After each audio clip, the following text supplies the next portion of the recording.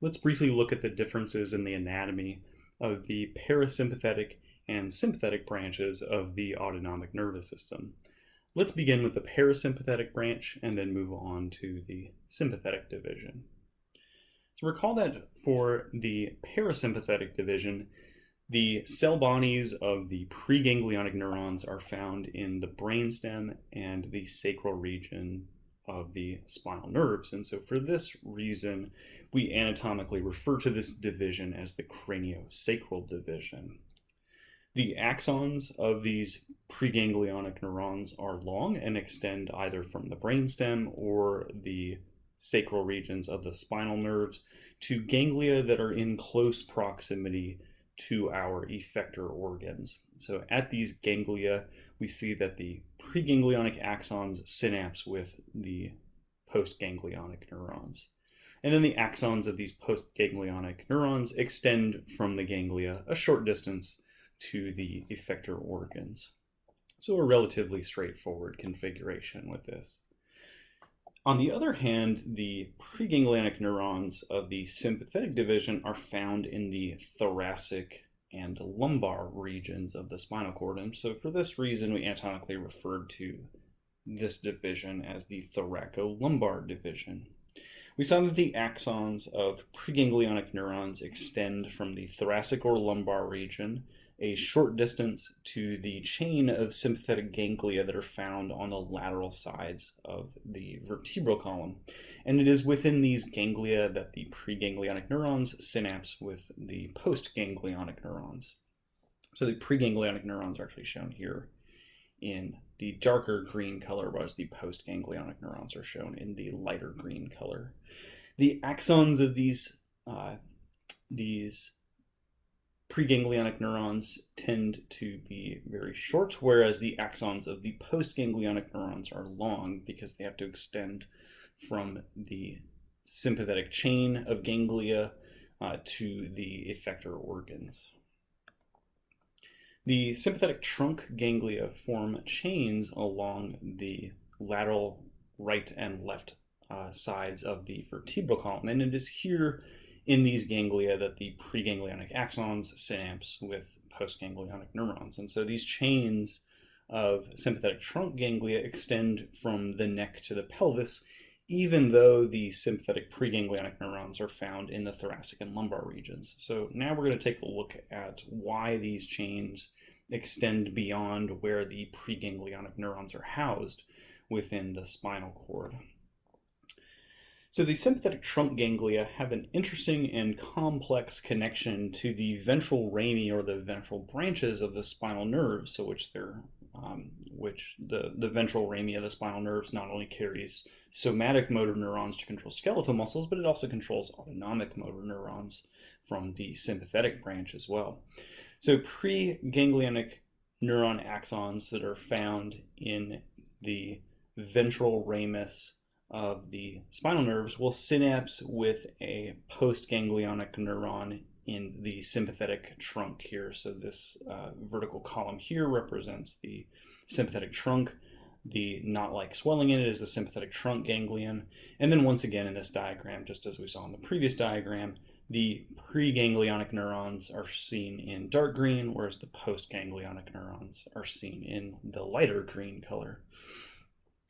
So we have in this diagram here, we have, in this particular example, we have the axon of the preganglionic neuron extending out of the spinal cord to the sympathetic trunk, making it synapse with the postganglionic neuron. And then the postganglionic neuron's axon leaves this sympathetic trunk, or emerges from the sympathetic trunk, and continues on to the effector organs that it controls. So we see that the axon of the postganglionic neurons extends from the sympathetic trunk to an effector organ at the same level of the sympathetic trunk that postganglionic neuron emerged from.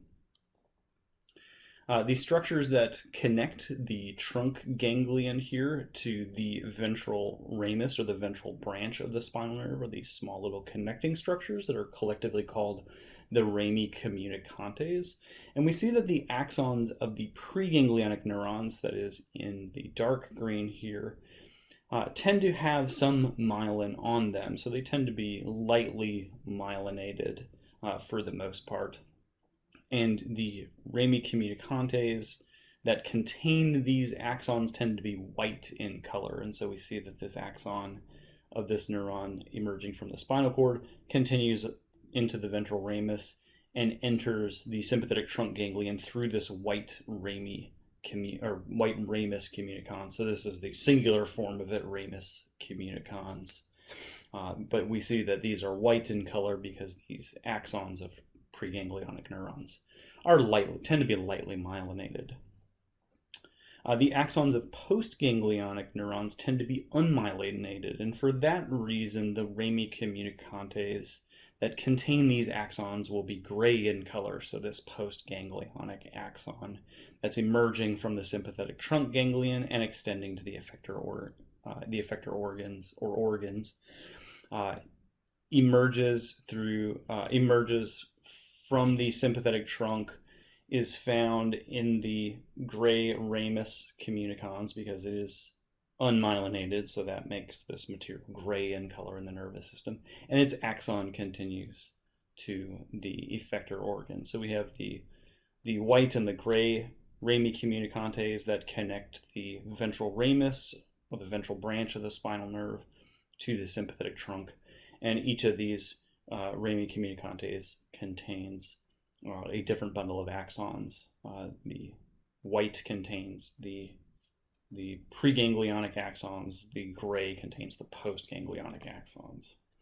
So kind of an interesting but complex connection and configuration that we see between the sympathetic trunk and the ventral ramus of the spinal nerves. So that was just one example. So in other examples or other instances, the axons of preganglionic neurons, again here in dark green, will synapse with a postganglionic neuron in a ganglion either above or below that preganglionic neuron. So again, we have this preganglionic neuron, its axon in the dark green color here, entering this sympathetic trunk ganglion at the same level of the spinal cord that this neuron is at through the white ramus communicans here. And instead of synapsing with a neuron in this ganglion here, the axon continues on and synapses with a postganglionic neuron in a ganglion above this one. But the same could be true for a ganglion below it. This axon can continue through this ganglion here and extend down to synapse with a postganglionic neuron in a ganglion that is below the level of the spinal cord of this particular neuron here.